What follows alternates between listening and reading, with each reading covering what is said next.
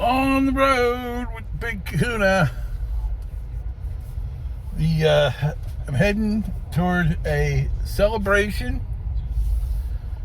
We're riding in a boat up the Intercoastal Waterway, celebrating President Trump's birthday, 250th anniversary of the United States Army, and Flag Day. Almost said Labor Day. Lot going on right now. The Israelis are fighting for their life. They've decimated Iran.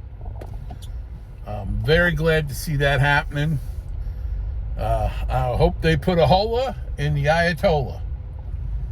But because of that, the liberals, they're stepping up their game at these riots, and they're not getting any airtime. So there's more riots going on, even though you don't see it in the paper and you don't see it on the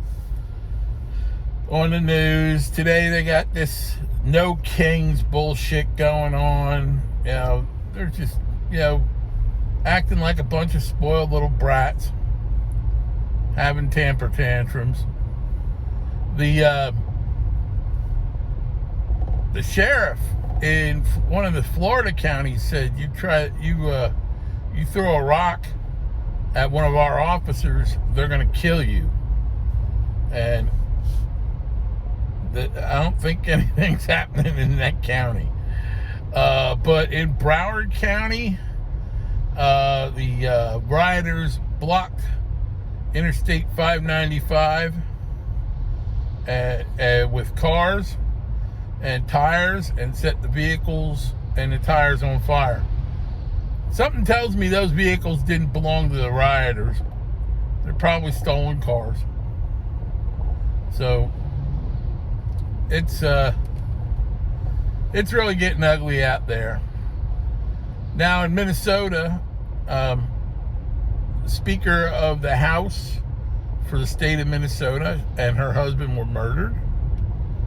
And another state legislator and his wife were shot. They're wounded. They've gone under surgery. I don't condone, in fact, I reject any kind of right-wing extremism as much as I do left-wing. In fact, it upsets me more because we are better than them. We are better than them, and the left-wing is the violent. They're the violent people. They always say, they got this Southern Poverty group that's saying about all the hate. If you take a look at their statistics, they don't count these protests. They count them as protests. So they don't count the riots associated with the protests as violent behavior by extremists. They only count stuff that conservatives do. They count the Ku Klux Klan. Ku Klux Klan has been reduced to marginal at best. They put up a big rally and they can only summon 100 or so people, and they're probably all coming from all over. So this crap about right-wing violence is horse shit. They keep talking about January 6th. Look at all the riots we got going on now. Look at all the riots we had in 2020. Don't tell me that Republicans and right-wingers are more extreme than left-wing. I got a whole list, a massive list. I'll attach it in the comments of just precisely what we've endured with a decade of violent liberal extremists. That we know of, there has been 7 attempts on Donald Trump's life. That we know of. You got an attempt, plots against Elon Elon Musk too, really, really nuts. So they got that going on.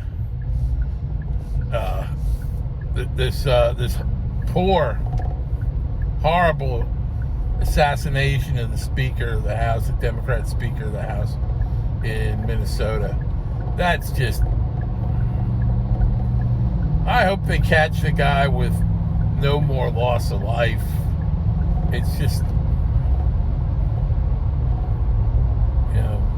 wise up, people. Violence gets you nowhere.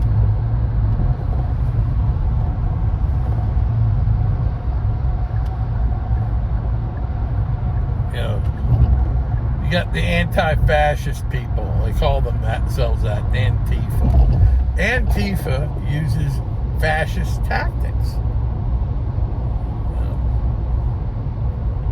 That's the problem with that. Antifa has been responsible for multiple deaths, even an assassination of a man. So, yeah, it's just horrible the way the violence is going right now, and it's not us. They tried blaming it on Trump bringing in the Guard. Trump brought in the Guard because one of the big regrets he has for January 6th is he didn't mobilize the Guard. Because the person who's ultimately responsible for the National Guard is the president when it needs to be federalized. And he held off on federalizing the Guard primarily because the person who is supposed to be in charge of the Guard, because the District of Columbia doesn't have a governor, is the Speaker of the House of Representatives. And Pelosi did not want them deployed. The other person who could deploy the D.C. Guard is the mayor of D.C. And neither of them made a move to get them deployed. And by the time Trump deployed them, it was too late.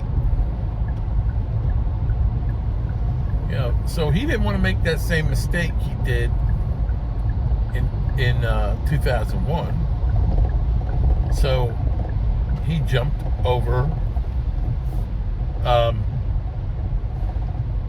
Newsom. So it was a prudent move. Bringing in the Marines to supplement the Guard so the Guard can help.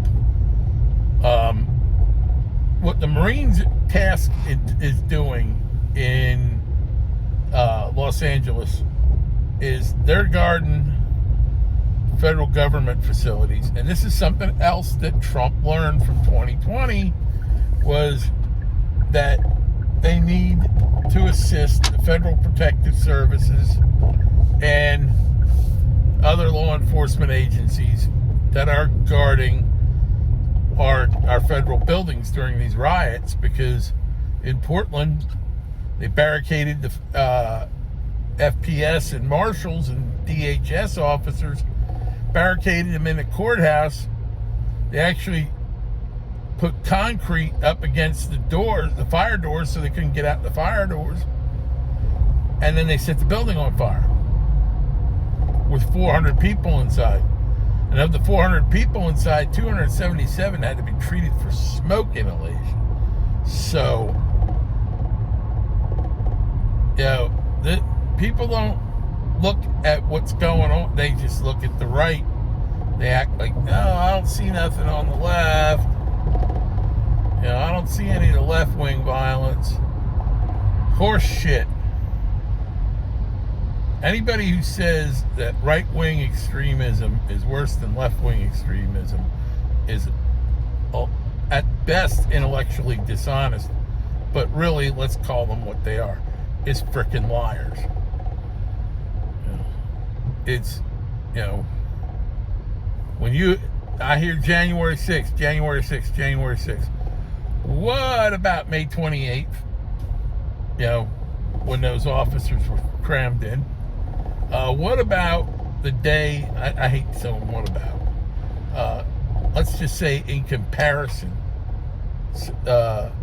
you have uh, um, May 28th, which is when those officers were trapped in the courthouse. May 29th, when the White House was under siege.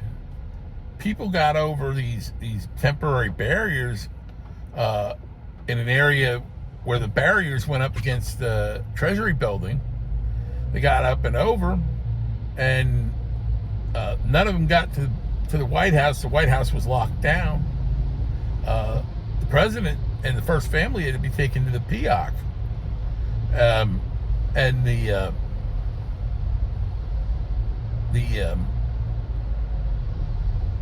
Secret Service there were 60 Secret Service agents that were injured and 14 United States Marines that night. And when they didn't get what they wanted, they went across the street and set a historic church on fire. So tired of hearing about January 6th.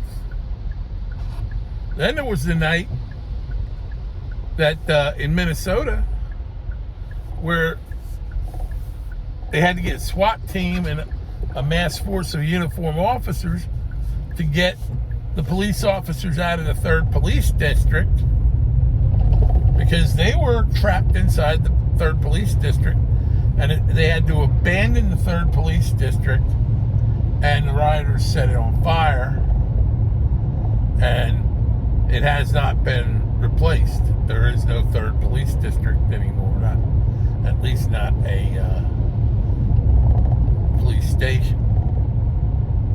Rioters in New York City set 8 squad cars, a tactical van, and a mobile police station headquarters on fire in a parking lot adjacent to a police precinct. Set them on fire, and then that was to draw first responders in. And then here they had an IED planted. The IED was one of those pressure cooker sons of bitches that that was used in Boston.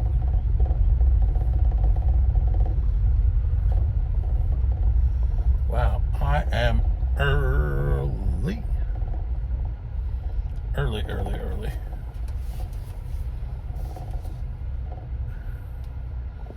But yeah, these SOBs,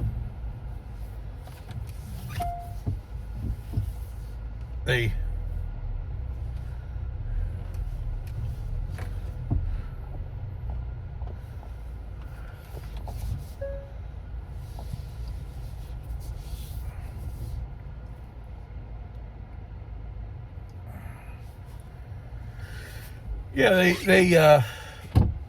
had an IED planted, and that could have took out a lot of cops. IEDs is part of their deal. They will take a mortar shell from a fireworks mortar shell, put it in a plastic bag, and fill the plastic bag with BBs or ball bearings or little pellets from a pellet gun, and they set the fuse, and then they use a slingshot to launch it into the perimeter of the police department, put the police behind their line or in their perimeter, and it goes in and it detonates and sends all the shrapnel out. And the reason I know that is a friend of mine on social media got seriously wounded. He had pellets all over his right side of his body, from his face down to his legs. It went through his uniform, went through the side of his side seam of his vest where the panels meet. Yeah, he got hit pretty bad. He was off from work for a while. He had to get plastic surgery on his face, and he was determined to go back on the job. The first day he was there, riots again. Another one of those IEDs got launched in their perimeter. Thankfully, he wasn't hurt too bad, but he said, "Fuck this, I'm done."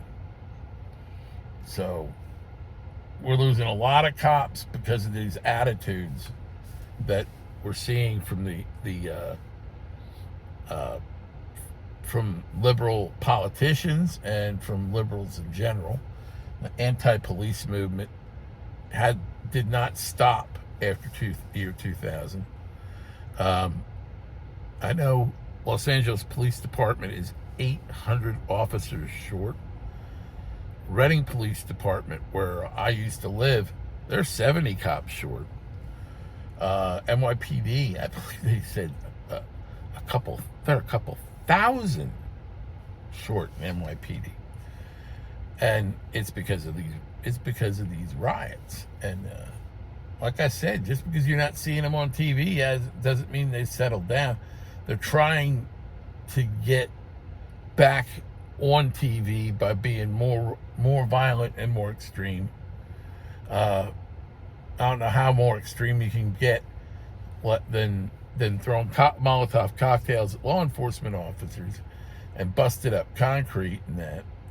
And this one officer has been really, this